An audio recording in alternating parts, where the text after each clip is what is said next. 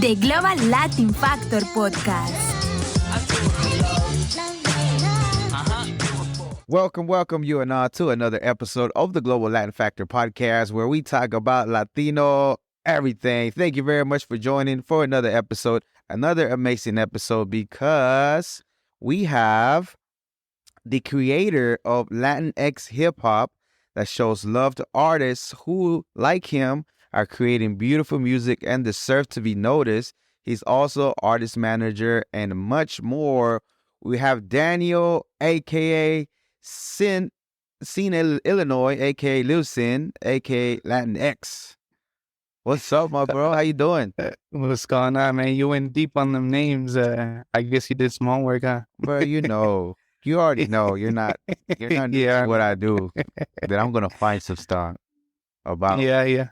So yeah, I appreciate you being here. Thank you very much. I know we have to do it. You're in Houston. I'm in the Dallas area, but still, you're doing some amazing things. I think, and then we got the land in common. So Yeah. So it's pretty cool that we get to do this. And let's go ahead and get it started though. With first, preguntas al Chile. So if you have not subscribed to the channel, I don't know what you're waiting for. You're already here. Go ahead and tap in, smash the like, subscribe, and check out all the beautiful graphics that Carlos put together. You ready? You ready, Latinx? Ready. Okay. Ready. Everybody says it and they start choking. Under pressure. Tacos or tortas? Cool. I'm gonna have to go with tortas. Tortas. Corn tortilla or flour tortilla? Flour. Okay. Gorditas or sopes? Gorditas. Jarritos or Fanta? Jarritos. What flavor? What's the orange one called? De naranja. Tamarindo. Mandarina. You like the orange? Okay, that's the one. Okay. Agua de horchata, Jamaica or tamarindo? Horchata. Horchata. Okay. Salsa verde, salsa roja. Whatever's least spicy. Really? You're not a fan of the Yeah. spicy? Nah, not too much. I love the fire. Menudo Yeah. o pozole? Menudo. Menudo. Okay. Churros or flan? Flan. Okay. Valentina, Tapatio, Cholula, or Tabasco hot sauce? Say that again? Sorry. Valentina, Tapatio, Cholula, or Tabasco, the hot sauce. Which one do you like? So all of them are hot sauce, huh? They're all hot sauce. I might have to shoot all of them down. No, none of them. It's all good. Well, And then the little candies. I don't know if you've seen the paletitas, the lollipops, the corn, the sandia, the mango. They're covered with some chile too. okay, yeah. Which one do you like? The corn one? Okay. And the conchitas, the pastries, the brown ones, the white ones, or the pink conchitas, the conchas. The white ones. The white ones. Okay. And this one's a new one that I added because I think it's pretty fun. Carlos and I like to entertain a good conspiracy theory. So for you, a conspiracy theory that you can almost guarantee is true, what would that be? Damn, that is a good one. Man, I don't know, because I feel like the majority of them lately seem to be true, you know? The little, as the world keeps going, man, I don't know. We'll pass on, but we'll let you think about that one. Because that was Okay. different, because everybody, like my previous guest, had that we're living in a simulation conspiracy. Like the moon. I'll tell you this. I don't think this has been a conspiracy theory that's been said, but one time I started thinking, I was like, you know how they say like some celebrities are reptiles? Yeah. So, I was thinking, what if like it's the dinosaurs that are just, coming back or whatever. I mean, I don't know the whole background behind how they figured out it's reptiles or whatever, but they're just trying to get their land back, I guess. Oh, kind of like they never actually went away. They're still among us. Yeah. Slowly but steadily taking over what they had lost. Yeah, exactly. That's a different one. You might start something. Oh. Okay, and when you hear the word Latino or Latina or Latinx, what first comes to mind? I mean, brown pride, you know, I would say the word unity, but people tend to divide us when we want to be called, be identified as some. So I don't know. I guess just brown pride. Yeah, and we'll touch back more on that part that you talked about because it's true. Okay, and do you mind being called Latino? Do you care if you're called Latino, or do you prefer to be something different, to be called by anything else? So growing up, um, I've always considered myself just Hispanic, and but my parents they would say, you're Mexican American, and I've had some situations where I tell somebody, "Oh, I'm Mexican," and they'd get offended. So honestly, it's whatever to this point. I'm Hispanic. That's what I run with. Yeah, so you know what you are. I mean, it's whatever anybody wants to call you. It's like whatever to you, but it's not offensive. But you know who you are at the end of the day, right? Exactly. Okay. Yeah. And are your parents from? Are you first generation, second generation? Have your parents been here? Your parents from Mexico?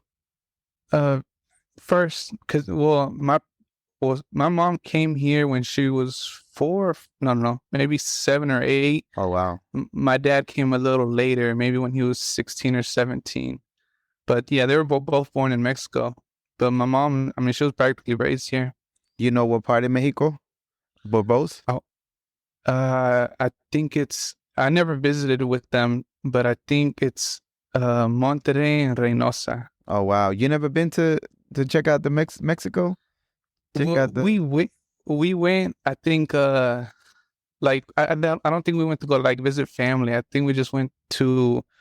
I think it was I don't know if it was Reynosa, but it was somewhere on the border. I know we went because my grandpa lives in McAllen, and so we would go. They would have some stores, and we would go over the border and go, just buy stuff. It was like a flea market from what I remember. That's pretty cool. So that way you were pretty young at that time when you went. Yeah, super young. I think I was like 6. So it's been a long time. Oh wow. Okay, so let's get into the interview part. So you were born in Chicago, but now you were raised in Texas. So how young were you when you got to Texas? Specifically, have you ever been in Humble or any other city? So I was born in Chicago, but my parents, like when I was 6 months old, that's when they moved over here, and so I just been staying here in the small town called Humble. Yeah, that's what's called. Yeah, I know. My bad. My pronunciation. You know the Texas names be getting you, but Humble. Yeah, okay. Yeah. So you don't even remember Chicago? No, but I did go. I went to visit when I was 16, but that was the last time I went. I used to have family members over there, but all of them just came over here. Yeah. Did your parents ever tell you the reason why they wanted to move from over there to here to Humble? Was there more opportunity? Because I know Chicago's crazy right now over there. I don't know if they saw something maybe that like told them let's get out of here. Yeah, it was because they did see something, but it was the gang violence. There was one specific story that my mom tells me quite often, and she said I think it was one night there was a shooting, and when she was waking up to go to work, that there was I don't know if she said there was a body or it was blood all over her car, like outside the car. Yeah. So somebody got shot and killed, or maybe killed, but somebody got shot that night. And so she didn't want me to be raised in that environment. Oh, yeah. I could definitely see how it would be traumatic to see something like that, especially being a young kid and having to grow around that stuff. That could be very scarring to somebody, right? Yeah. So they made the decision to bring all the way to Humble. Was there anybody, family members that was there or not? Nobody. They just decided this is where we're going to land. Oh, yeah. Yeah, there was already some family members here. So I think one of my uncles was one of the first ones that came here, and then slowly everybody started heading to Humble. Mm-hmm. That's dope. That's dope. Okay, so you were actually a music artist, or you dab into music for some time.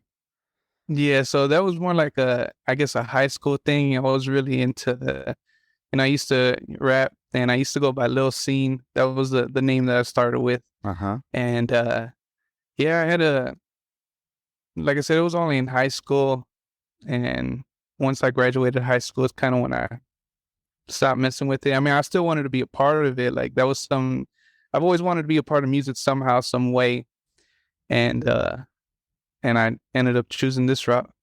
Yeah. What was it during that time? Was that something that everybody, all your peers were doing, or was there something? I know you always like hip hop, like you love hip hop, but was there any particular artist that like, man, if he can do it, that I can maybe get into it?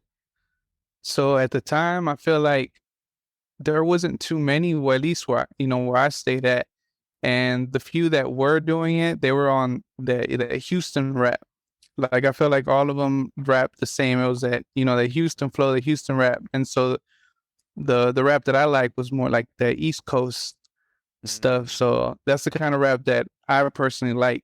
And as far as liking that kind of music, I only found one or two people, and that was actually one of the guys was Carlos Slim, and so me and him we used to rap back in the day for a little bit. So you And, actually, we'll talk more about that here later, but you actually are managing him at this time. Are you still managing him? yeah, I'm still managing him. I take care of everything that you see online. I take care of from distribution to artwork to even some of the videos, like promo videos or Yeah. just some content for him to put out. Okay. So Yeah, we'll touch more on that one because I really want to get more in depth about that one. But okay, so did you ever record anything? Did you put any projects out for yourself, or you just kind of sort of were in the scene, or maybe just going and maybe performing here and there, or maybe recording a couple of projects? But did you ever put anything out? so I had two solo projects, and I had one collab project. And man, you probably won't be able to find anything if you get lucky. I try to look, Yeah. but I couldn't. I didn't go to SoundCloud, but I try to look Yeah. for it. Nah, yeah, I don't think you'll be able to find anything. But I do have it like on a USB for memory. Like all my old stuff is in that USB. So, but yeah, that's all it was. It was two solo projects and then a group project. Didn't feel like it was worth for the masses to see it, or why did you didn't want to push it now that it's kind of, you know how to do it now more as far as the distribution part, and you know how to get it out to people just to see what it does? At this point, I wouldn't want to put nothing old out. But if I were to do anything new, man, I feel like it take up too much time and energy for me.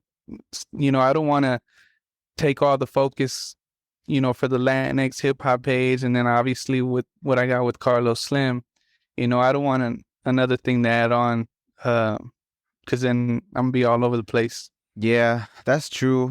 Because then you be stretching yourself thin, and like some of the things start slacking. So yeah, you're right, definitely. But it'd be pretty cool to see what people say. That Yeah. we don't want to put the old stuff out, but it would be pretty cool. That would be like, oh, so he did used to do it, whenever Yeah. people are like, what do you know about music? Well, I kind of, did a couple of Yeah. things. That's why I'm telling you this. But that's pretty cool. Okay, so do you remember the exact moment of when you decided to go with Latinx? When did the light bulb moment hit of like, oh, I need to go with this is the name? Or was there other names in the work that you were working with, trying to maybe experiment with different things? And then the logo itself, how did that come about? Okay, so to begin with, uh, the first thing I did when the idea came to me, I went on Instagram and I typed in Latin hip hop. Obviously, there was something there. I typed in Latino hip hop. If something else was there. And then I had heard the word Latinx. I had seen it a couple times, online. And, I started digging into it. And to me, automatically, it seemed like a I guess, like a modern name to call us. Because, throughout the years, it seems like they find a new name, to be called, like identified, Gotcha. And so I was like, okay, I like it. I'm cool with it. But I saw that there was issues behind it. And so I kept thinking about it. I didn't just say right away, okay, I'm running with it. Uh-huh. I had to really think about it. And then I think it was probably like 3 months until I actually said, all right, I'm running with it. What was the biggest conflict in your mind about it, and what was the biggest thing that you felt it was challenging with that? I guess getting hate behind it, really. But I think I'm getting to the point where it's going to come. There's going to be hate regardless. Even if it's not the name, I mean, there could probably be somebody, hating just to see who's actually behind the page, So, I got you. So you kept, finally you decided this is what the route I'm going to go to. So was there any other name? Well, the Latino and the Latin hip hop and the Latino hip hop, and that was the only two that you kind of were playing around. Was there any other one? no, there wasn't. No, not that I can think of right now. But it was just those two, and then I stuck with Latinx Hip Hop. And then you looked into the word as far as why is it, like, where the origination of Latinx comes from? Why is it more, I guess you can say, inclusive for everybody, not to be left out? I do know what you're talking about as far as people having a problem with it. Even the Spanish speaking people or even Mexican people. To my understanding, the word itself came from politicians, came up with it, and some of the LGBTQ plus people. They actually took in the word, saying, making us more inclusive. Because if you're with a group of men, if it's a man, one person, right, a Latino, and if women join him, it doesn't become Latinas, it become Latinos, because it's a bunch of people.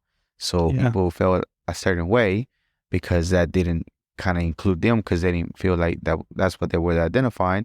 So the word became more popular, but the older heads still see it as divisive and more confusion, because it is kind of a little bit, we already have the word itself. It already is technically inclusive, but whatever y'all want to do, at least for me, whatever y'all do. But for you, what was the research to do behind, as far as where it originated, or what did you learn on your path to try to make the decision that we're going with Latinx instead of something different? Well, I guess you could say just how you said, with Latinos, it's, even if you add a female, it's still Latinos. And, obviously I'm showing both genders, so I feel like Latinx fits regardless. But the research that I did was, I did see that the LGBTQ community does embrace it more. Yeah. And I recently found out through a podcast that I guess the woke community uses it more often. So there's highly caffeinated people. I'm just kidding. I don't know who they are. But yeah, go ahead. Yeah. So, and then I did see something. This was, I guess you could say this is the one that I was kind of felt like people would get mad at me for. That I did see somewhere that the white man came up and labeled us that way. A politician came up with the word Latinx.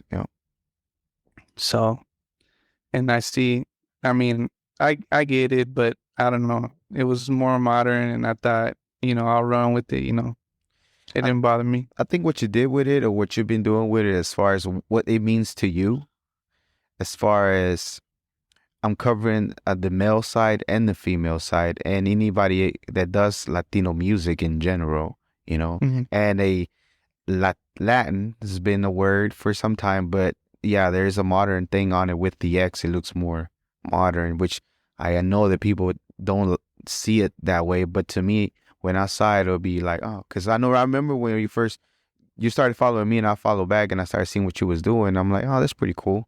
That's something different. Because I used to do something similar a long time ago as the internet with the same concept you had, but it was in-house interviews with artists that were underground or not too known. But I saw that there was a lot of people that were not getting shine. And at the time when I was doing music, I would incorporate playing our music or always be in people's faces, like weekly episodes or twice a week. We would always be on people's faces regardless. So the consistency of that also helped at least myself with how much independent artists, or I like to call them independent artists or underground artists, whatever it is. But there's quite a bit of them that they're out there, and you'll be surprised at the demand for you, as you probably noticed whenever you started putting out and you started getting traction. They all of a sudden like, hey, there's quite a bit of people here. There's still, most of them know each other, but there's still a lot of people. Yeah. So that's pretty cool. And what about the logo? How did the logo come about? Do you do your graphics, your own graphics? Do you have a guy that does it? Because I really like the logo. It really stands out. It looks great on a shirt. It looks it stands out immediately. You can see the same way that I do mine as far as the flags and different things like that. I see it embedded within the X, and then Latin too. Which I see people's confusion when they say Latin hip hop, but I see no, there's the X right there. Yeah. But how did the logo come about? Who made it for you? Man, so I made it, and like I said, I'm the one that put it together, and I don't know how I came about it exactly. I just started messing with the app called it was an app I did it on my phone, Bazaar Art. Something like that, Bazaar. I don't know, but I did it on a app, and I don't know, I liked it. And obviously I had to include all the flags just so everybody knows, it's everybody. And yeah. And how long did it take you to make it? So you do graphic arts and things like that? Sort of. I don't want to sound like I'm, doing top-notch stuff, but just little things here and there on my phone. So the logo is on your phone. You said on your phone? Yeah. So you made it? I created it on my phone. That is dope. And then the other content that you'll be making, as far as because you change looks every so often, right? But all that also is through your phone? All the clips that you put? Yeah. Everything's been on the phone. Everything's serious? On the phone. That is trippy to me, because I thought somebody had generated the logo for you, like an artist. Again, I like it a lot. And then also the clips itself. I mean, they look good. They look like different. You give them your own personality as far as what you're putting out and presenting to people. So I really like it too. Thank you. And I happen to made it a couple of times on some of them with the song that we put out for the podcast. We saw there like, oh yeah, there we are. You catch me one of those clips. So that's pretty dope, bro, that you get to do that on your phone too. Yeah, all on my phone. Man. I'm sorry. Remember me the app? What was the name of it? I'll probably have to send to you. Hopefully, I'm saying it. Bazaart, Bazaart. Yeah. And is it a free one, or do you have to pay a membership for it?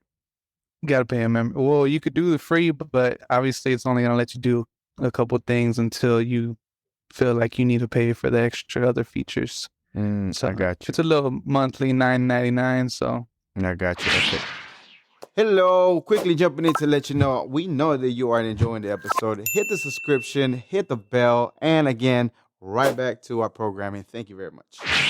So in 2020, so you started Latinx in 2020, but you didn't really start going full blast and going in until after about 2021 and taking it more serious. Why did you hold on so long as far as putting content out?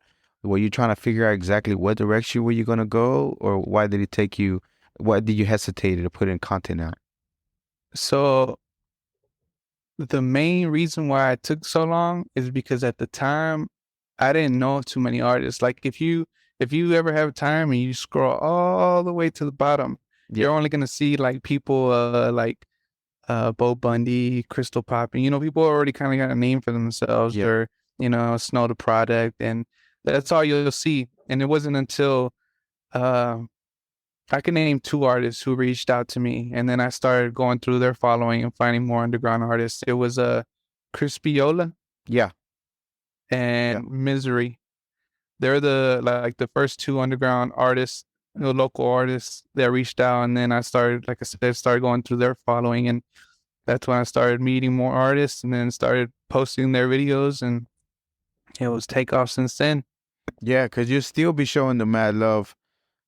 So once you started posting them, when did you started getting traction as far as people noticing? Because most of the things that you were focusing in, and still right now, are doing mostly digital. You'll be out in the streets sometimes, but for the most part, it's still a digital. And I think it's a great idea because we all seen what happened during the pandemic, right?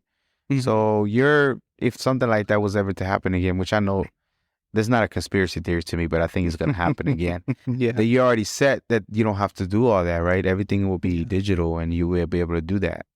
Is that like the thought process to keep it digital? I know that you want to kind of sort of not show your face, not even show your face in the logo, but is that the reason why you just wanted to do it digital? And then once they notice you, is that how they started finding you? Just going into IG and DMing you? So, well, actually, whenever I started getting traction is when I started doing things that started involving other artists. Like, I think it was in September or October of 2021. I did this thing called collage, where I would feature an artist on a picture and then slowly start adding them until they filled up the whole screen or that whole picture. And so that brought everybody in. They were contacting me. They're like, hey, can I get on this one? Can I get on this picture? So I did 3 collages, and that gave me a good following, a good traction.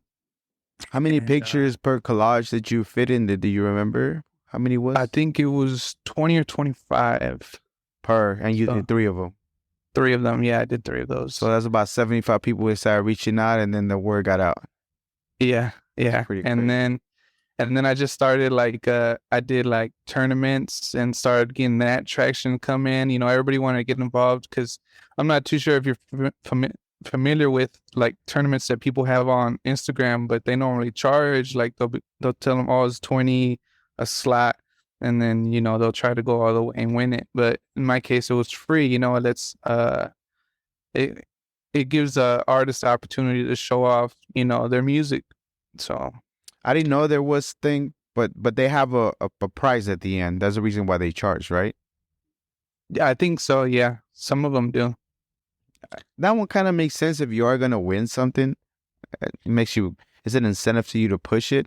But I never been the type of person to like to charge people for interviews. Even when I was doing it way back in the days, and people would want to pay, I just felt weird taking their money because I know they're still struggling just like I was at that time. So for me, it didn't make any sense. You just got to give me time for me to get to you. But I just didn't feel right for them, for me to charge. But I see why they're doing it. But I have seen the tournaments that you put together, and people really do get involved with it. Yeah. Some people might disagree at the end because let's say, how can GT Garza lose? You know what I mean? But GT is not proactively going to be putting stuff out, which I can see it. But to each their own. Hey, it's good to check to see where you're at as far as your fan base and who messes with you and who wants to go and vote for you and support you. You know what I mean? Even though you might not take it or lose, but you can kind of sort of test the water to see where you're at. Yeah. So that's pretty cool. I like the fact that the content at least the content that you're doing now is focusing more on the positive side of the hip hop, highlighting the artists that you might want to discover and find out who they are, and staying away from kind of like the beef, because a lot of those or issues that artists are having, because a lot of the times you feel that stuff actually picks up more traction than just here's this artist, check them out, they're dope. Instead of like, look at this fool's going at it, you need to check them out. Why do you want to go that direction as of right now and not a different route to like the academics, like sometimes even the Bloods get named for this or the No Jumpers? Why did you want to go in that direction instead? Man, well, honestly, it just doesn't sit. It doesn't sit right with me. And then, I mean, to begin with, one of the main purposes for the page was, just music, just to really shine light to underground artists. And so that's what I really want to focus on. And I really don't want to get involved with none of that stuff. I don't, like I said, it just doesn't sit right with me. And then, I feel like if I were to do something like that, I'd be stirring up the pot for somebody's, personal life, and it doesn't sit right. Yeah, that's pretty cool though. And then it takes away from the part that the actual art and the music and the hip hop itself, for me at least. Like, cause I'm the same way as you. I can see how I can create controversy with this post or this and that, but I'm like the same way as you. Like, what is the point? Like, I see people love drama, but it's not for me. Yeah. I like to create good, nice, cool, highlighting, inspirational type of content for people that can come find somebody, and like yourself, find a good, dope artist that you feel that's coming up that, that deserve to be looked at. So, and you said something on the intro. I said something, but you had sent me that looks like you, right? Because you're a Latino, you look a certain way, but a lot of times when you go into the hip hop spectrum, the hip hop world, I mean, they're not like you, except for people way back in the days. But nobody's that is like resembles you, came from the world that you come from, right? Yeah. So is that important for you to be highlighting people that look like you because you didn't see it that much growing up, or you just want to make sure that you push our culture forward more? Well, I wanted to see more people liking me, because when I used to rap, I saw that there wasn't a light shined on, Hispanics. Gotcha. There wasn't really nobody. I can't even name. Well, I know Snow was coming up at that time, but I wish there was a platform that I created when I was rapping, and I want to see us up there. I want to see us on billboards. I want to see us on TV. I want to see us on cereal boxes. I want to see us on books. I want to see us in commercials. I just want to see us. I want to see us win. Do you think that, for example, there's been waves of people that made, people can argue Cardi B, now she's mainstream, but at one time she wasn't. But that's one person. That's not to the population that we have as far as Latinos, Hispanics, doesn't really add up to me. I feel where you're coming from. So do you still feel that we need a whole lot more people out there? A lot more. Most definitely a lot more. Yeah. Because I feel like besides Cardi B, I mean, the only people you're hearing as big names is 6ix9ine, SPM, and I guess that's really it, I feel. We always forget, and this is, J-Bass said this too. That's probably why he won Podcast of the Year.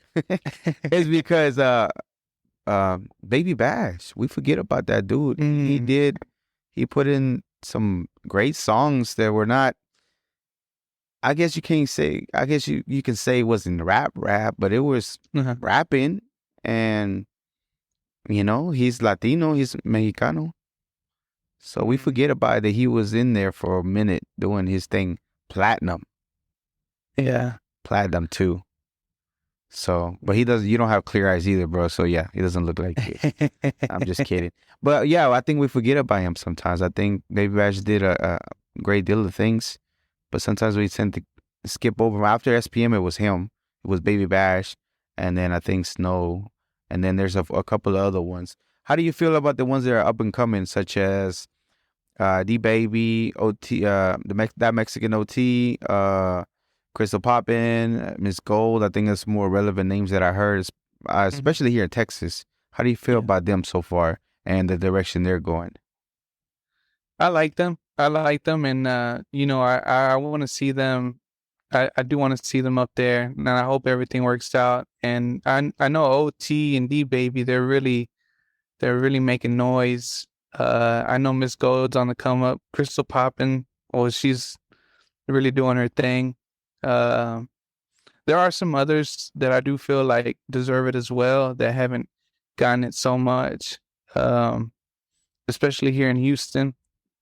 But what are some names? Can you name me at least solid 3 or 5 people? man, I can name you a couple more than that, Okay. but You can give me a list of them. I got time. All right, so But just be ready. If you forget some and they come at you, that got nothing to do with it. okay. So you might not know these people, but hopefully you remember and you look into them. Okay. So Chop the Father, AB Raps, Frankie, Houston's own MC, Mm-hmm. Carlos Slim, of course, Mike Garza, Spaceman Apollo. See who else? Nah, I don't want to forget him.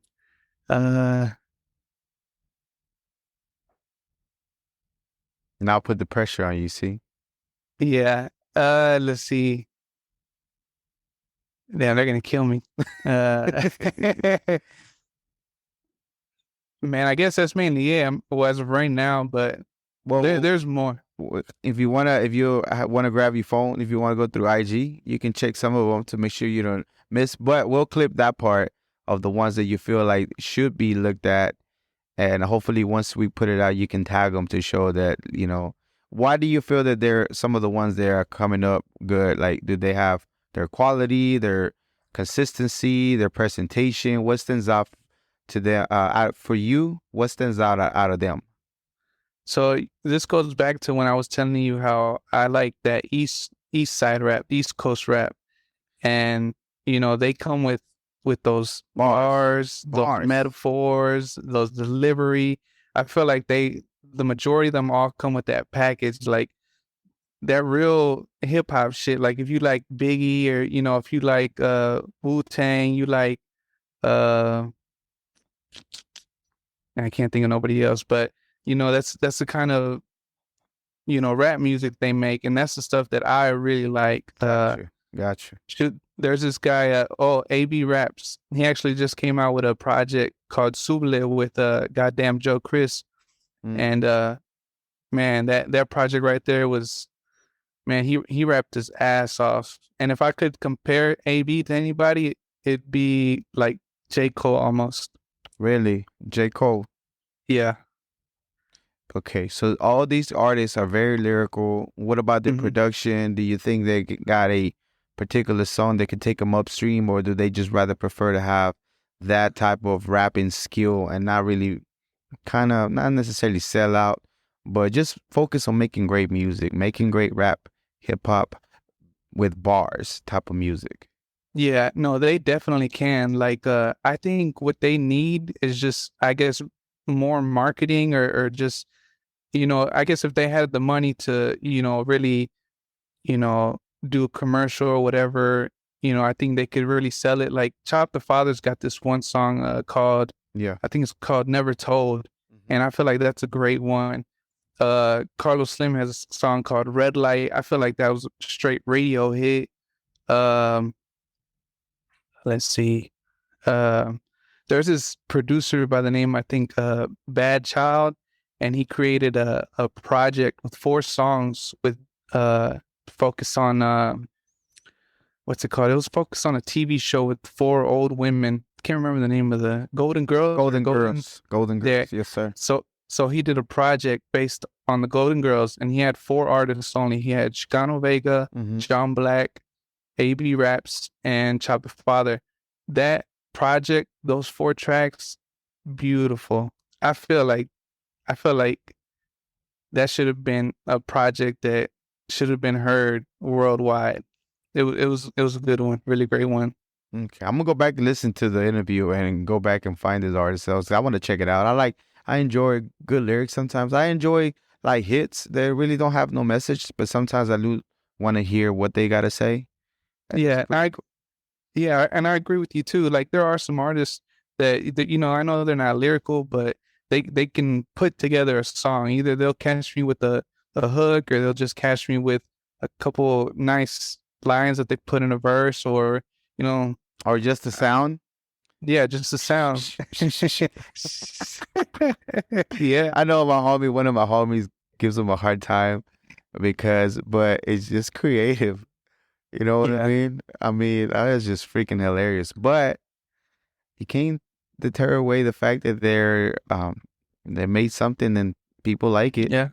Yeah. Yeah. And I'm happy for that guy. Like I said, shoot, more of us out there, and he's doing his thing. I guess he did it that way, but I know some artists might be upset, the ones that are like, every day trying to make that one hit and struggling. And And here comes I this get guy that. that doesn't even say a Yeah. word. Say Oh, nothing. That sucks. But But it's true, man. It's just how it happens. That's just how people sometimes gravitate to certain things. And it's crazy to me. You know what I found funny about that song? Don't listen to it more than 2 or 3 times, because then you'll find yourself randomly whistling and like, what the heck? I don't know if it happened to you, but it happened to Yeah. me. Yeah, a Yeah. couple times I'd catch myself, I'm just here at the home, and I just catch myself going, I'd be like, oh shit. Have you ever wondered, though, why is that? Where does that come from, that we gravitate to certain things that catches our mind and just goes in circles, instead of, like, for example, some of the artists you named, that like that word or whatever, or that lyrics, that bar didn't really click with us, but something that's not even a bar, or maybe something that is just not whatever. It has to be within the production that kind of Yeah. sort of grabs you and goes into your head, and you just can't get rid of it for a while. Oh man, I've had that happen with a couple more mainstream songs, but they'll be stuck in my head, and I'm like, man, I can't get it out. Where's the crap? And then I'll be probably singing it sometimes, and then it transfers on to somebody else, and so on. And I don't know. It's I guess they put a spell or something. I think it's a production, bro. I need to figure out what exactly is it that they do, that they get you and do that to you, because it has to be something within the production part. It really has to. Yeah, I heard somebody say something about some sort of frequency wave or something. I don't know. No, it's probably true. something. It's true. I don't doubt that sometimes they put something on purpose of like the waves and things like that makes you gravitate and remember those more than anything. That we don't know, but at least I don't, because I don't do the production part. But the ones that do the producing and the beat making, they know. Yeah, I'm gonna figure it out. Before you know, I'm gonna have you do some and just randomly what? something. All right. So as far as your how did the digital awards go? I know that you went through some challenges. I know that it took you some time to put together, and I know you have an idea. You had talked about it months before you even started going, and then eventually you made the pose. How did it go? So the award show was something I kind of had in mind the past 4-5 months before December. But as far as how I was going to plan it out originally, I wasn't too sure. I was thinking about getting a venue or something, but with some personal life stuff going on, I couldn't, I couldn't get that going. It would have messed me up. I didn't have time for it. So I was like, well, I do everything digitally. I might as well do this as well. So, but, put it on YouTube and actually, make it a show. And, it is what it is, the way it came out. I did want it to come out with music videos and live performances, but I was having issues, and that was actually supposed to be all edited on my laptop, but the laptop was giving me problems, so I had to edit everything on the phone. So that whole video was off my phone. Are you serious? Yeah, it was it's an app called CapCut, and I highly recommend. Yeah, I highly recommend, especially artists, to use CapCut. It's simple, it's easy, and it was all put on CapCut. I uploaded it through my phone to YouTube, and I had no choice. Like I said, it was supposed to be done all on the laptop, but. So those are the videos that were performance and performance videos and music videos. You were not able to put them in there because it was way too much, or how did it? Yeah.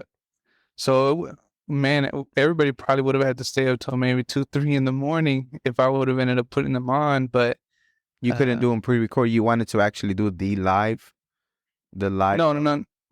Well, I wanted all of it to be all together. Like not that it was going to be live. I mean, it premiered live, but it wasn't going to be a actual live show. I But got you. I had a couple artists send me, their performances that they had maybe 8 months ago or so, and I had a couple performances in my videos from the times that I've gone out to events and stuff. Yeah. So I had to take them off because it was too much. It would have taken even longer. So Have you planning to release the part 2 of the um footage that didn't make it to the first one type? I think it's still a good idea to put them all together and put it out. You already have the footage. I'll probably do the footage from the live events that I've recorded. Yeah. But the ones that were sent to me, I think those artists are already getting ready to upload it onto their page. So that's that's their content. Yeah, obviously. of course. So, but I'll probably end up doing some of the ones that I've recorded myself, because I have 3 events that I went to that I recorded just about everybody's performance, and they're all on my phone, so they're just sitting there. That's pretty dope. So overall, even though you still got it done, it didn't premiere at the time that you wanted to release. However, you still got it done. Overall, again, I thought it was a dope idea. That's why I hit you up, and I appreciate you letting me come through and do my thing. And I didn't have an envelope, so that was my mess up. But it was pretty cool and then I started thinking about it too. I'm like, man, I should have get an envelope, right? Make it like he was saying the MTV type of awards. I'm like, but I just kind of read it. I'm like, but it's still pretty cool how I seen everybody do their footage and things like that. So I'm like, man, that's pretty dope. But I think you have a great idea, and I think that could, once it comes, you got the practice. Once you get into it and you get it done, I think it's gonna be dope. And then the venue part, eventually, whenever you're ready, I think it's gonna be a great idea. Do a whole red carpet, everybody suited and booted and everything, and just do a presentation, live acts. It'll be pretty dope. Yeah, I think so. I think something like that would be awesome, and just see if I can get a videographer to record the whole thing. And if you need a host, I call dibs. I got you. Yeah. I do MCing too. I've MC in clubs. I still do private gigs and stuff here with the mic. I'm good. Yeah, well, shoot, I'm gonna need some announcers, performers, and Got you. Yeah, hosts. And I hosted events and dances and stuff. I'm putting my resume in right now. I called dibs already. Nobody called in to host. No, I'm just saying you got a bunch of people from Houston, but if you need some, I got you.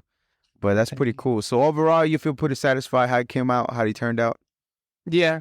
I mean, everybody who was either nominated or a part of it, they seem to all watched it. So, that's what I care, and they seem to enjoy it. And I saw people were tagging me. I guess their reaction, and that kind of gave me like a good feeling, like they're watching somebody being announced as the winner, and they say the winner, and everyone's like, yeah, everyone's all excited, yelling. So that kind of gave me like a good feeling. I'm like, damn, that reminds me kind of when I was 10, 11, watching the VMAs or BT Awards, and being like, all right, hopefully Lil Wayne or whoever gets this award, and I'll be like, all right, well deserved, Yeah. and so on. So I don't know. I guess it turned out pretty good. That's pretty cool though. That's pretty cool though. That we forget those feelings that we have whenever you wanted your artist that was nominated to take that W. And again, plus the engagement and other people. Again, if you're an artist, it's a great way to test the waters to see where your people at, is how much, or if you just don't get discouraged if you don't get it. You got to keep pushing harder. But the fact that people went in and tagged you too, I was surprised that we were nominated. I was surprised that we were nominated because we only been doing it for 2 years and some change. And we're from Dallas, the Dallas area, first of all. We're not even from the Houston area. And a lot of the people that were there are mostly from Houston, the Houston area. Yeah, so in the long run, I want this to be, everywhere. I don't want to just be Houston. Yeah. I want to be everywhere. So, maybe next year, well, depending if we do because I kind of feel like if I do the venue here in Houston, I feel obligated to do Houston only. But I would like to, eventually down the road, get an artist from Chicago or New York or, another podcast from Washington or something, just to get everybody together. Well, you can always do what you already done. Incorporate the venue, the actual venue place, but with the awards being presented to even people that are not from there too, and live stream it or YouTube stream it and premiere it that way so people can see it too. As y'all doing the actual event, y'all announcing it, other people from other states can see it too and be involved. There's all kinds of streaming things that are happening now that people are taking advantage of, So that would be pretty cool if you can incorporate both, merge them together to have the venue and have the digital going at the same time with people. Unless you want to take it on the road and then do each state or each individual area, that would be pretty cool too. Yeah, that's a good idea. Yeah, but I see, I only see growth because you've been moving up very quickly as far as the people that are finding you.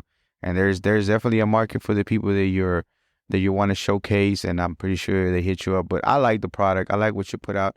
And now that knowing that what happened at the back end, did you get it done through your phone? I'm even more impressed that you got it out. You know what I mean? Yeah. So as far as so are you still staying with schedule of your posting? I know you had tried to do it in schedule. You do the research of when you're supposed to post or not. That you stay very consistent with that, and have you seen results from that? Yeah. So, I'm not gonna lie to you. Ever since after the award show, I kind of been behind, slacking, because I guess that was a lot of work to put in, that one day, and so I'm like, man, I'm gonna take it easy. So I kind of just been doing like one post a day, but the majority of the time, I do have a schedule put down. I have to look to see what the schedule looks like online, and I try to get artists at a good time to the point where at least all my followers get to see them. So, and get the interaction that I feel like the majority of them deserve. Yeah. So, how do you, what is the influence that you are having as far as the media, in your media space, as far as the influences or inspiration that you have from other podcasts or other people that are within the media? Do you get any inspiration from any of them? I know some of your interviews that you've been doing is kind of like a little bit of a Blatt style type. yeah. Do you look into them for kind of guidance, inspiration, or anything like that?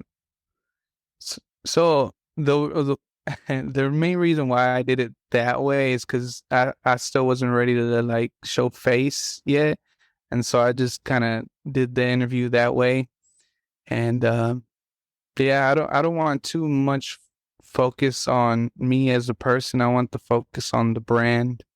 So, but yeah, that's how I did it. So, And here you are on camera right now. yeah. Well, not I'm the on same way. camera. I feel you on that because at the end, anybody interviews you, I want to talk about the podcast. Like, I got a cool story, but I want to focus on getting nice on the podcast. I don't ask me if you want to, but I'm always going to try to direct it towards the podcast. You know what I mean? Yeah. So, but besides that, any other things that you get from other places that help you, inspire you, get ideas of what can you do, or where else can you take Latinx? As far as ideas, like the creative things that I've done with, tournament, the award show, and collage, honestly, I don't see nobody doing it. So I wouldn't. I guess it's just me trying to be a little bit creative with the hip hop stuff that I grew up on. I like I said, I used to look forward to the award shows. So I said, how about I throw an award show? And I'm pretty invested in all these underground artists to know what they've done and throughout the year and stuff. And then what else? And as far as the tournament, well, it's some fun engagement. Let people know some of the songs of the artists and stuff. And I don't know, just whatever's been done in hip hop. Yeah, like that's kind of what I want to bring up again. Like here's an example. I'm not saying I'm gonna do it, but what was it, New Jack City, when they used to have artists come on and rap on a mic? Yeah. So if I had a office space or some sort, I'd be open to do that. And so, little things here and there, like some TRL type of deal where, or 106 in Park where, come out weekly or whatever and do a top 10 music videos and have people vote for them. That's another idea out there. And I guess you can say I'm recycling old hip hop stuff that, we grew up on. I can see what you said about the top 10, because you already do the voting and people already interact with the post of doing, running a week's worth or 2 weeks worth of things like that. And then by the end of the month, doing like the top 10 based on what people voted for. Yeah. Do like a video like that. That'll be pretty dope, because it will be the top 10 Latinx hip hop, based on people's voting. So it'll be pretty, kind of like the same thing as the tournament, but just that songs themselves.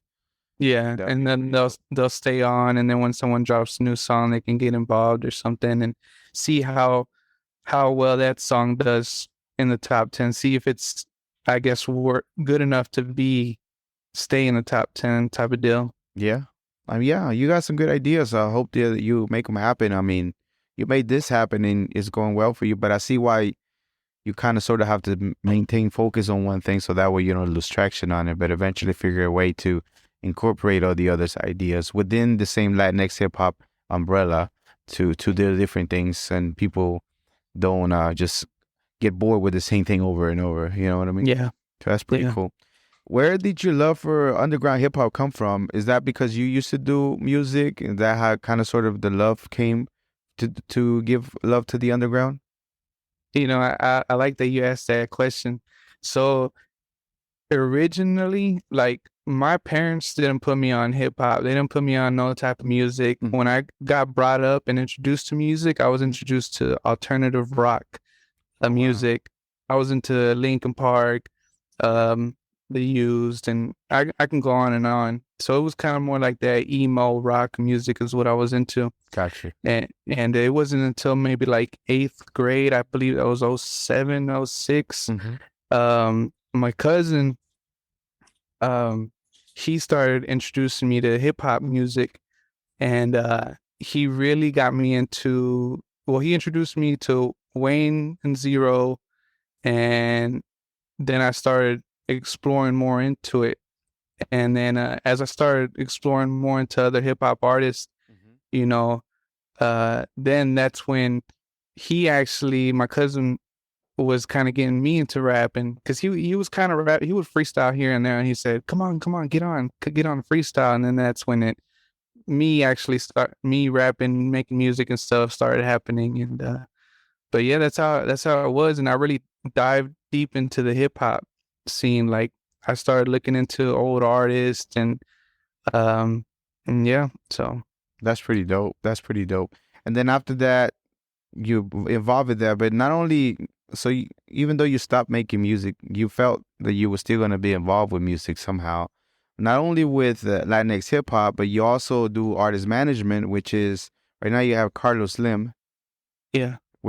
Carlos Slim, which is, if people don't know Carlos Slim, the actual Carlos Slim, not the artist, but he's a billionaire from Mexico that owns like all the telemarketing and everything. But Carlos Slim is with the money sign.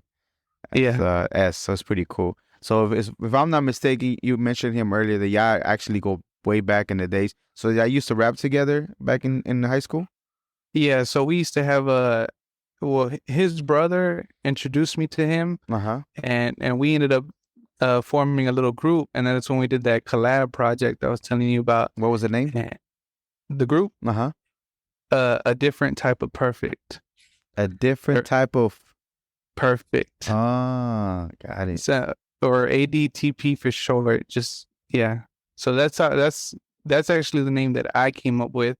And before I came up with the name, I brought it up to him because it was 4 of us. I was like, "What do you guys think about this name?" And they liked it, and we ran with it. So that's what the group was called, A Different Type of Perfect. That's pretty cool. So is that when you kind of sort of decided to, once y'all were in the group, I know y'all stopped making music, but when did y'all link back together to start managing him? I think it was 2012 or 2013 is when I kind of completely stopped. He kept going. I'm kind of glad he kept going, and he kind of had his own little adventure going. He actually used to be with Bo Bundy. He's got a couple songs that you can find on SoundCloud before Bo Bundy blew up.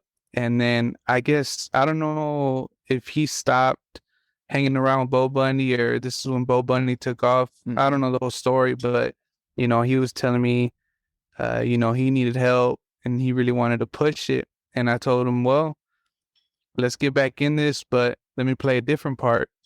And so I took care of everything, and I had already did some of my research on like how to distribute everything and handle it and online. So I was like, I could take care of everything online, and I know what you do, and I know what you do is good. So from there, I think we're good to go as long as I take care of your stuff online. And then, so you learn how to do, I don't know if you do CD Baby or TuneCore, and then his ASCAP and all that, and how to get the publishing and all that stuff. You already have learned all that? So, yeah, right now we're with DistroKid, and we're working on getting the publishing with ASCAP pretty soon. And, yeah, we're going to get that taken care of. But we're still working on things here and there. Absolutely. And you still, do you work as far as his, if it needs to go on, do you manage his social media too? And are you also playing the road manager as well in case he gets to perform out of town or anything like that? It hasn't well, we've had offers, but we haven't gone out yet. Either some came up on his end or my end, but, sorry, what was the other question? You said something else. Yeah, the road manager part. Have you ever played the road manager and the social media? Do you manage his social media too, or is that because you do very well? You do a good job at it. You know what you're doing with that, especially the timing of the posting and different things like that. That takes. I used to know those, and I know they changed, but there's timings that you need to post, and if you look it up, it changes, but you can figure out when you're supposed to be posting. Yeah. So the road management stuff hasn't happened yet.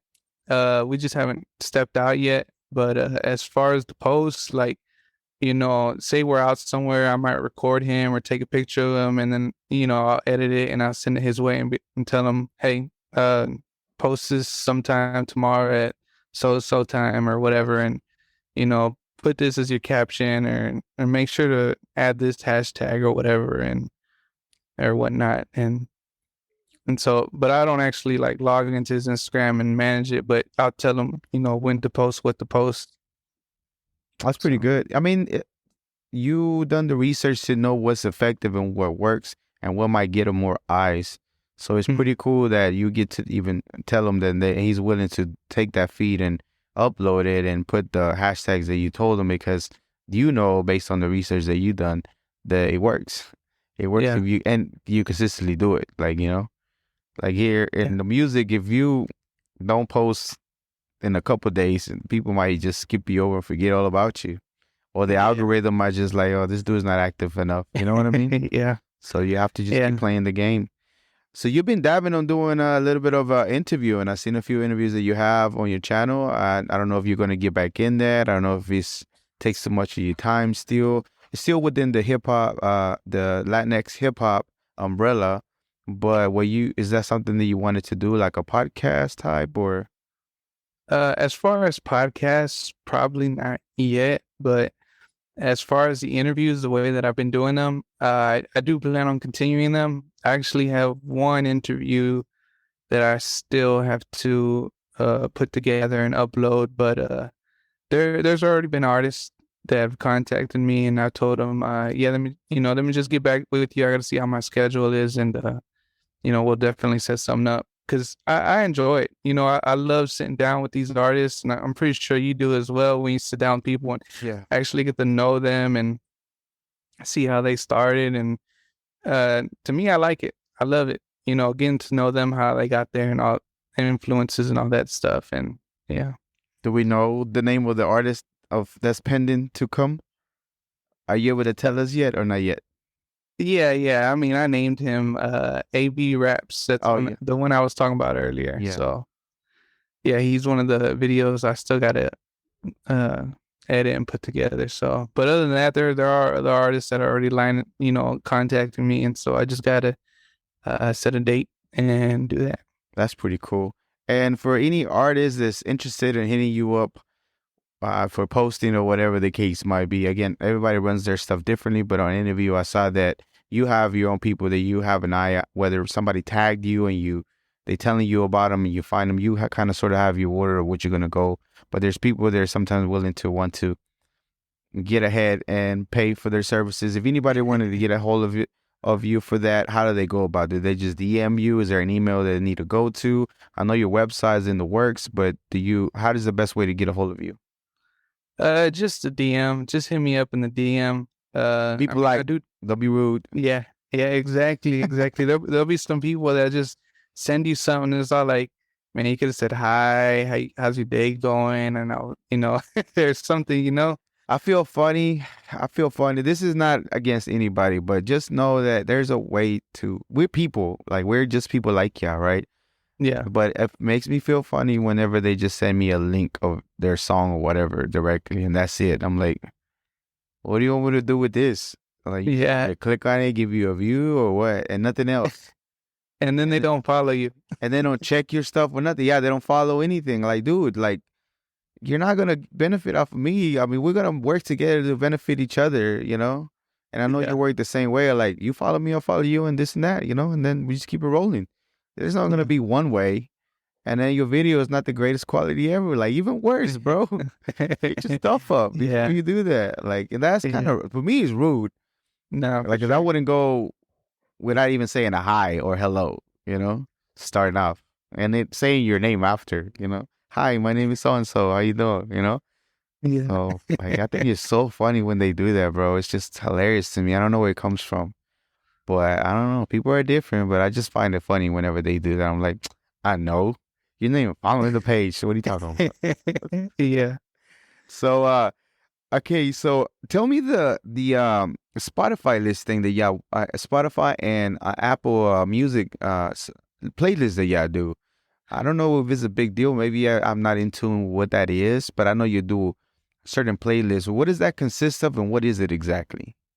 So, it's just, another opportunity for the artist, to get them involved and stuff. But, yeah, so it's me and another guy. I'm not too sure if you're familiar with them damn Mexicans. Yeah, they follow. We follow each other, and Chana Lee's the one that I think she works with them, and her and I have something work maybe in the future. Yeah. Okay. So I heard of him. I don't know him, no. Yeah, so he's a real good guy, and yeah, we just started doing a playlist together, and it's a collab. We do it every month, and we normally, I mean, we're in touch with the underground, so those are already songs that we're checking out for that month, and it's different every month. It's not going to be the same song in there all the time, but we do give the opportunity to artists. I just posted on my story. I won't do a post. I'll say, hey, it's time for the February playlist. Send in a link, Spotify or Apple Music, and so. They just send it in, and that's really it. I mean, we don't try to keep the playlist too big. We try to maintain it between 20 to 25 songs because, we don't want to drag, because some people might be like, skip, and, some you have your casual listeners that just, I don't know. I don't know what they're looking for, but they just. And what is the benefit of that to a artist that's up and coming for them to be so people can go find in an area their song being played, and then they might be able to get some place out of it? Is that how it works? So, well, I mean, how can I put it? Mm-hmm. Just to have, because you don't ever know who's looking at your page. Somebody's probably clicking the link in our bio and actually, just checking out, see what's on the playlist, what's going on. And it gives the opportunity to them discover, a new artist, and, they might be rocking with them. And they might not. But it's all about just the opportunity. And then obviously, if you have all your stuff sorted out as far as the whole ASCAP and distro or CD Baby, I mean, you might get you your little couple cents here and there. So Your point 0.001% per play. exactly. But that's pretty good idea though that you get to do that and another way for artists to get exposure. I didn't know how it all worked. I have a playlist for mine on Spotify, which is a mixture of episodes and interviews. Like whatever interview I did, like for example GT Garza, then I have one of his songs right under it, and then I do any other artist that I talk to. Mandy Red, I have her song under it. So, and that's just artists that I have my playlist for that, a mix of episodes and songs of them. So if anybody heard the actual episode, that they can check out what are they talking about, what's their song, and then it's right below you can see the sound. So, but mine is longer than 25 songs. It's like, I forgot how long it was. It's like 50 hours worth of content, but I thought it was a pretty good idea to have one. So. But it gives it a different flavor because it's a podcast / song type, So you tired listening to a podcast. Oh, shoot, there's a song playing. I'm good. Oh, right back to the podcast. You can listen forever. But that's pretty cool. I was just curious how come the list is the playlist is so important. I know artists are looking to get into different playlists to get their song in there. So that's pretty cool. But you know that Spotify offers that option already, right? What option? To be a curator, to submit your artist song before you release and put it in and send it to actual Spotify curators that look through your song and then and they themselves put it, not within Spotify, not anybody that puts a playlist differently, like myself or yourself. Oh, okay. In the artist page, once you claim the artist page, you're able to submit before you release it to them. So they can get the songs to them so they can look at it and they'll be able to check, see if it's worth to be put on a Spotify. I just learned this, but it will be helpful for artists to know. Yeah, I'll send you the video that I found so you can check it out and might be beneficial for you and Carlos Slim to get on a list that actually curated by Spotify employees. That's all they do. No, I actually, so I dived into a little bit on it. It's so you know how when you see artists saying, "Hey, pre-save." Yep, it's important.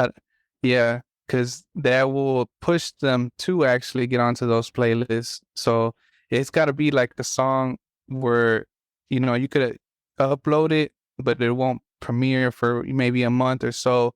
But with all those pre-saves, it'll push their algorithm to be put on those playlists. That's how I understood it. Yeah, but there's a way to pitch it to them too. Not only pre-save it, but actually pitch it directly to them. Okay. Give you, like, you put a description who you are, what the song is about, and give them a little bit. They go check you out. Sometimes they even take the time to look at your social media and then see if you're worth to be put on some of the lists that they have. They feel like people might find it. So I see what you're saying, but there's a way for you actually to submit to the curators so they can see it, and maybe you have a chance to get in there.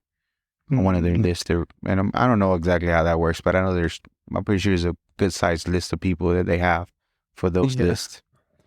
All right, so we're running short on time. I have a couple more questions. Real quickly, how do you think the state of hip hop in the Latino community is? Where are we at right now as far as Latino, our music, as far as our artists? Which direction do you think we're moving? Do you think we're making progress? Do you think that one of these days will be like 30, 40 Latino artists just going at it that will be mainstream household names? So we are definitely making progress, but I feel like at the point we're making progress, but in a bad way. I feel like, I guess like the whole 6ix9ine and, I can't remember those, the Island Boys or. Yeah. They were Cuban. They're Cuban. Yeah. And Lil Pump too. A Lil Pump. So I feel like they're it's getting there, but I feel like they're not pushing the ones, the guys that are actually rapping their ass off, the I guess the lyricists, the like the GT Garces that you feel Yeah, like the J. exactly. Cole's or like any of the other ones. Like I know D Baby's doing good for himself, but that's like he gets comparisons to Kevin Gates, so maybe like the Kevin Gate of the Latino hip hop, but still being like, an artist himself, or you know, that Mexican OT has his own vibe type of thing. Mhm. So, he could possibly be his own thing, but the looks that we had as far as the Latinos is that I think it's just the market right now as far as what's drawing attention to people to listen to. You know what I mean? Yeah. But they are Latinos, so that's the weird thing to like, dang, why y'all pick them? Yeah. But overall, so you still feel like, will be irrelevant to them because I know they're still Latinos. We can't really check them out. But do you feel we're still making progress as far as the music? Yeah, most definitely. Most definitely, I feel like it because there are some artists that you might not know them, but they're kind of still getting a name for themselves. Like I don't know if you're familiar with Reverie, Gavilan, um, see, I can't remember his name, Emelio Rojas. I don't know if I said his name right. But there's a couple people here and there, Got you. but they're kind of, I feel like they're on the same level as, I guess, Dillman and Crystal Poppin. But they're getting there. I feel like they're getting there slowly but sure. No, the product. I just feel like she should already had a few. I don't know. Maybe she's just missing the hit songs for her to be like, you know what I mean? Like I don't know if there's ever been the hit song for her besides "Drunken Love," and I'm pretty sure her following knows all her songs. But as far as like a hit, there's all over the place. I don't think she had that hit yet, and I think that's the only thing that she's missing as far as just going all the way to freaking the moon and back. At least Yeah, for me, that's how I feel. yeah. Um, I get what you're saying. I probably can't think of one off the bat myself as well. But when I got introduced to her, I got introduced to her as like like she was like the female Mexican Eminem is the way I got introduced to her.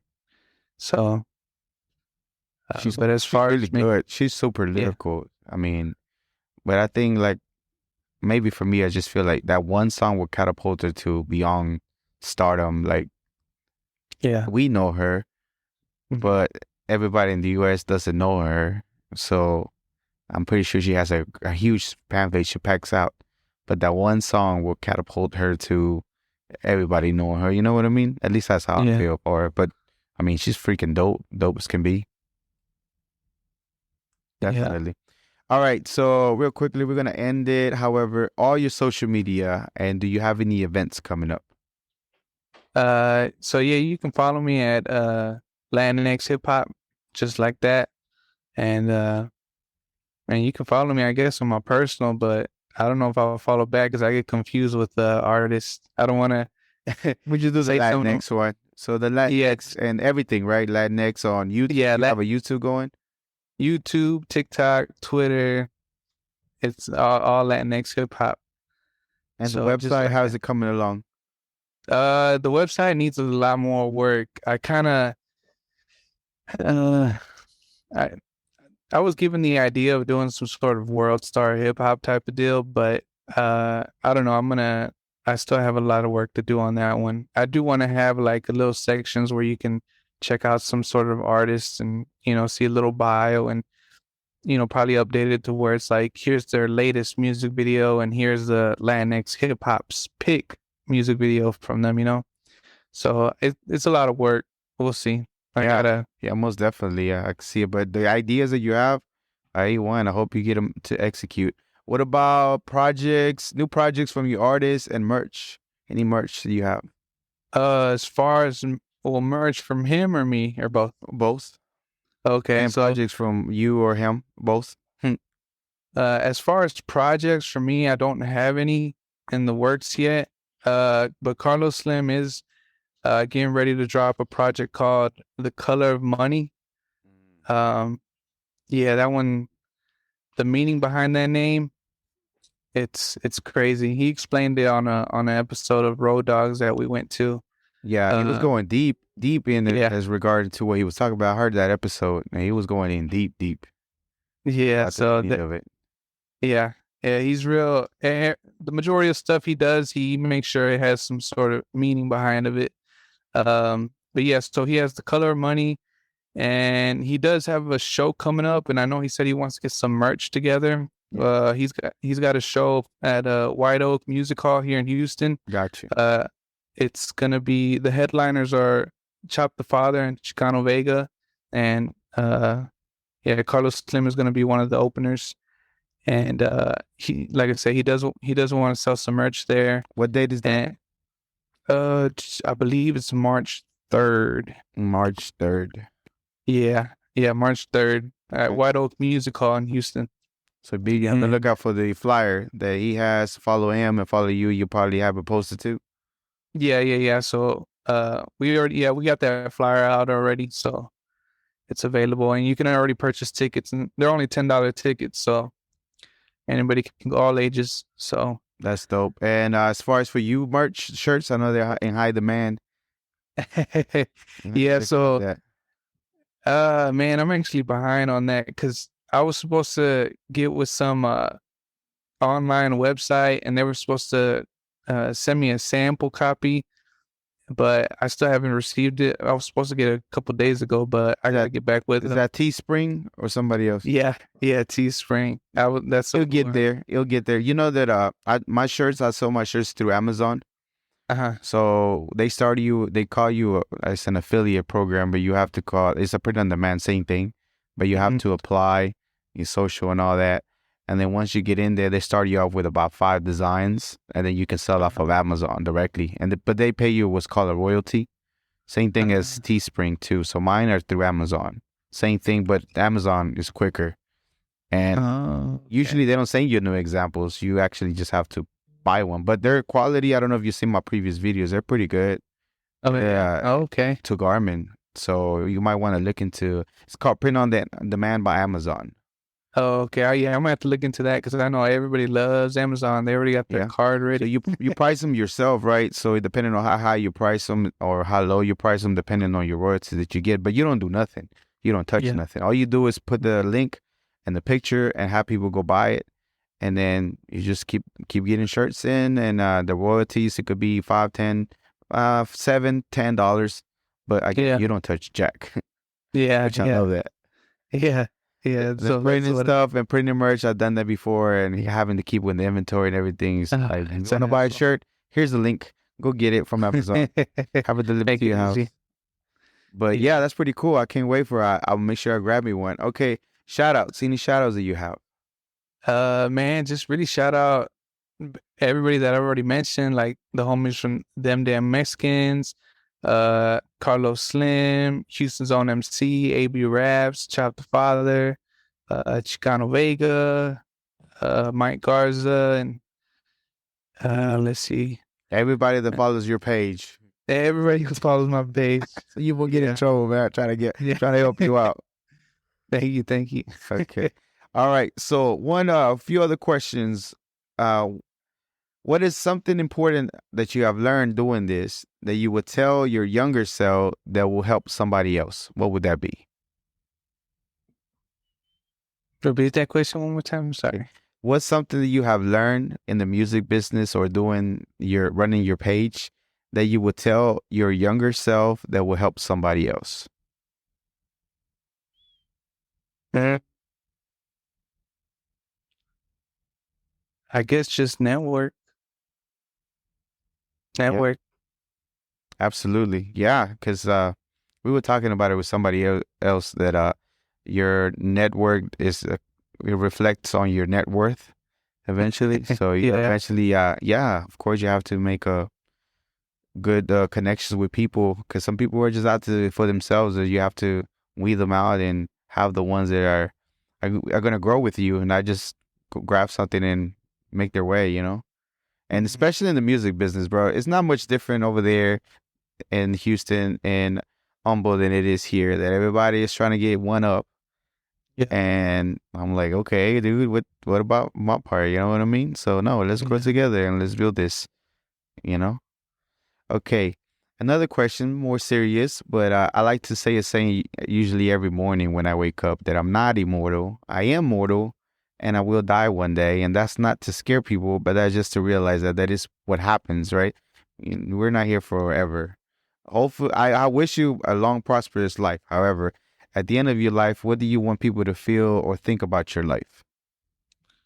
I guess be somebody who was, I guess, a leader for the Latin hip hop, the underground, the Latin underground, be known as one of the, the leaders that brought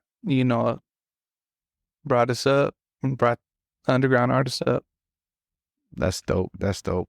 And it's definitely something that you started from even questioning what you're going to name it, because there were so many people giving you issues about the name, to actually just, you know what, let me do it. I'm not going to be doing music. I'm not going to, I don't know if it's marked off completely off you, but for right now, you want to be involved in music, and you created this space where people are really looking forward to, being placed on the page, being featured, or even being part of the awards. Like I enjoy the process of being able to be part of the awards, and I thought it was a super good idea. And you kind of sort of seen how many people were involved, right? And you can see on your algorithm, so most likely, no doubt, that you're touching not only here in Texas and Houston, but other places, even around the world. They're kind of sort of seeing that you're introducing them to this type of music. I see your TikToks, and they do very well, and that is all over the world. So without a doubt, Latinx Hip Hop, you're definitely a global Latin factor. So thank you very much for your contribution and what you're doing. It's awesome. One last question before I let you go.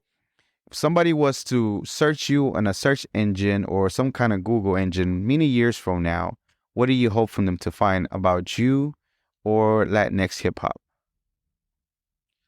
And I guess this kind of goes back to the same answer I just gave, just, being known as one of the leaders of the Latin hip hop underground. And yeah. Yeah, I think I'm going to get rid of the last question. I've been thinking about it before, because the previous question kind of sort of connects, is the same answer. So I'm going to get rid of the last question. You caused that. Just remember that you're the reason why this question is gone. I'm kidding.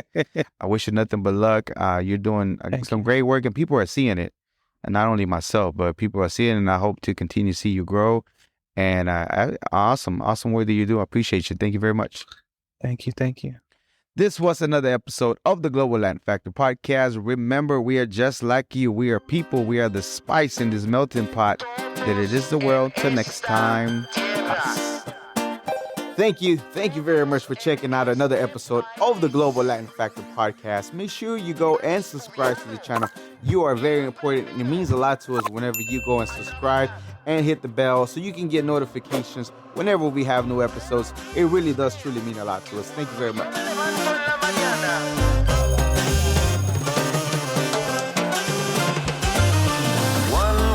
De la Vigo, walks like a pero but in fact is a flamingo. Coming to Havana and from Puerto Rico. On a pirate ship, you don't know where do we go. The birds of the jungle chasing fortune and fame, but who